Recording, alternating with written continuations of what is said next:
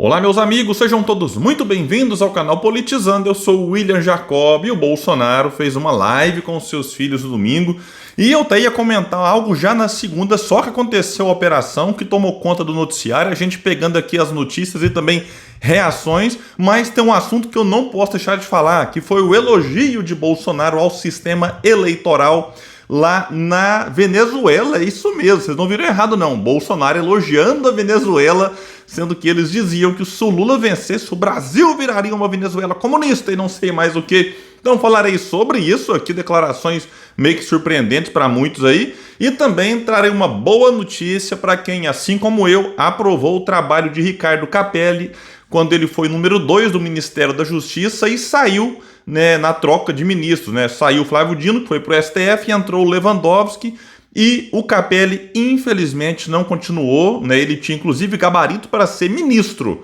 né? Mas o Lula optou pelo Lewandowski e agora o Capelli vai para um outro lugar importante a convite do Alckmin. Ele aceitou já, vou trazer detalhes, mas antes quero pedir a sua ajuda.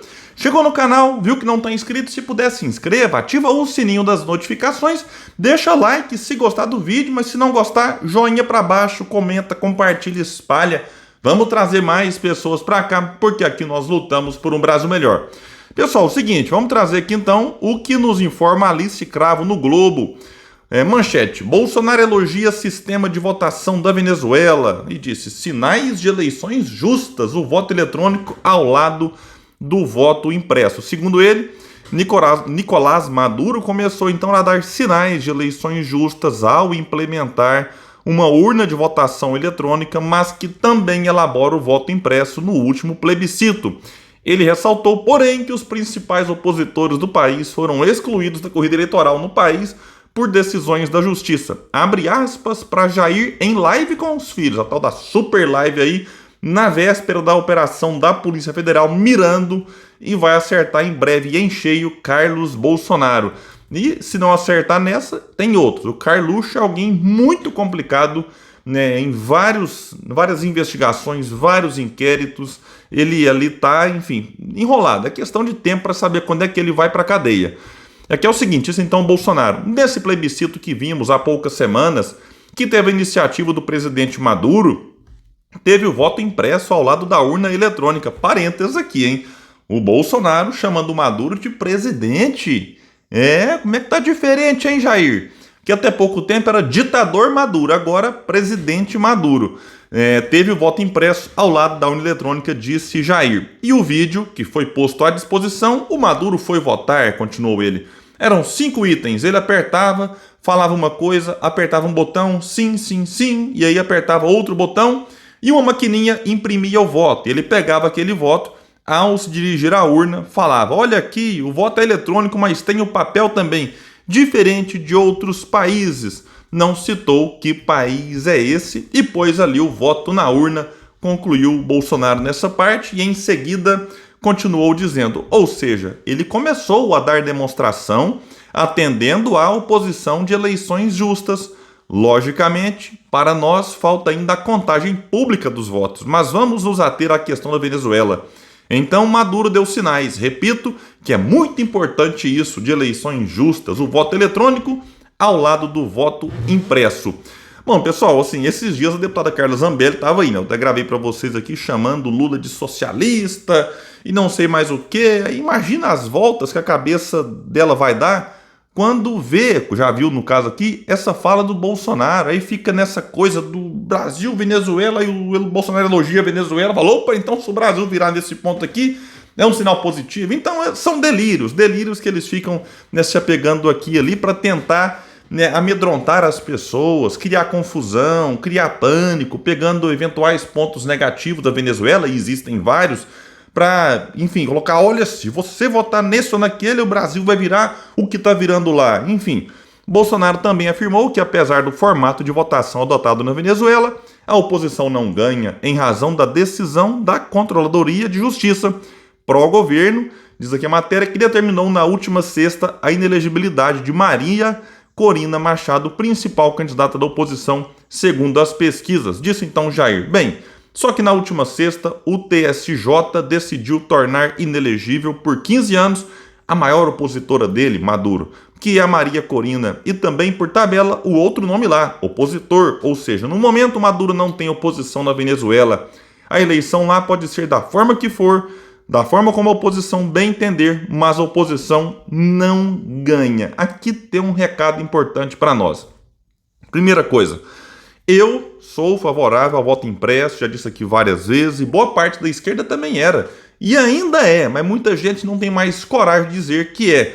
Vamos pegar aqui o Roberto Requião. Roberto Requião, filiado do PT agora, estava no MDB, né, até pouco tempo, foi um dos muitos autores do projeto de lei para termos aí o voto impresso. Isso já foi aprovado, já foi sancionado, mas chega na hora de colocar em prática, o TSE encontra meios de não colocar isso, né, ali em uso.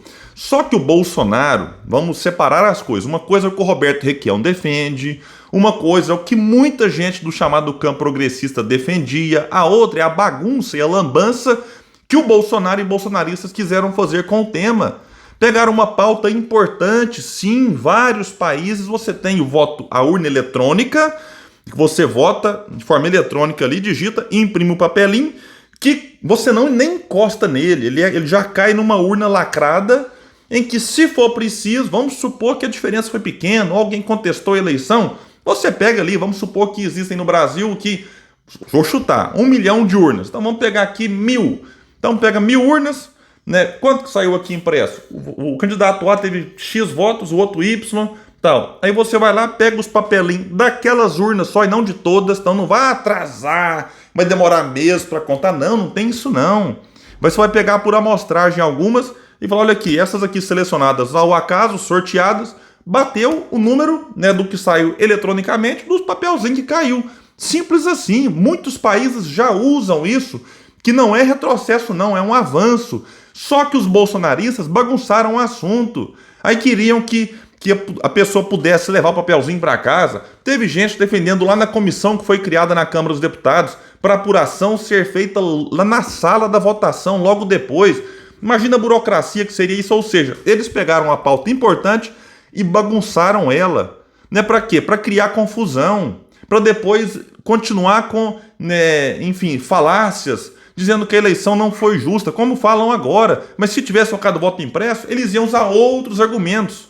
Mas pelo menos esse não. Mas não duvidemos, né? Eles iriam acusar, enfim, isso ou aquilo, para dizer que as eleições não foram justas, como alegam lá agora na Venezuela. Então, é mais uma pauta importante, né, que o bolsonarismo, né, acaba adotando por fragilidade da própria esquerda que abandonou, né, porque a esquerda defendia, aí de repente o bolsonarismo passou a requerer para ele essa defesa, e a esquerda, em vez de, opa, não, peraí, a gente vai defender aqui, mas é dessa forma correta que tem que ser. Não, simplesmente abriu mão e agora acabou, não se discute isso mais no Brasil. Lembrando que foi no governo Bolsonaro, com a Câmara dos Deputados presidida por Arthur Lira, aliado de Jair na ocasião, em que a Câmara rejeitou em plenário a proposta que previa a implementação do voto impresso a partir de 2022. Então não é que a esquerda não quis, o próprio Lira colocou em votação e os deputados eleitos pelo povo não quiseram. Repito, por quê? Bagunçaram o assunto. Agora, né, vai demorar um tempo para isso voltar de uma forma madura e equilibrada a ser discutida pelos nossos parlamentares. Bom, pessoal, então vamos trazer aqui agora uma notícia importante que quando eu li, né, fiquei feliz.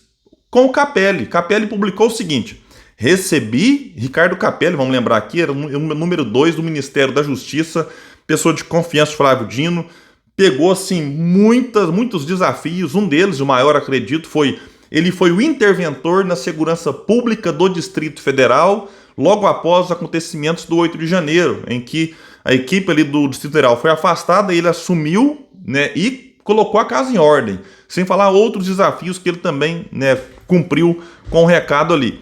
E aí, quando trocou o Dino pelo Lewandowski não deixou o Capelli continuar sendo o número 2, e existia a possibilidade do Capelli até assumir o Ministério da Justiça, qualidade para isso ele tem, competência também, mas alguns petistas, o Capelli fez críticas ao Lula e ao PT em 2018, então não pode não. Aí, né, não foi. Lula optou pelo Lewandowski, é um direito do Lula escolher quem ele quiser. Agora, chama atenção que esses petistas, né, que reclamam do Capelli ter criticado o PT e o Lula em 2018, Estão aí, passando pano pro Alckmin vice. O Alckmin disse em 2018 que o Lula queria voltar à presidência para voltar à cena do crime. A Tebet, como senadora, votou pelo impeachment da Dilma e ministra do Planejamento. Sem falar em Fufuca, Juscelino Filho e outros ministros que votaram pelo impeachment. O Capelli lutou contra o impeachment.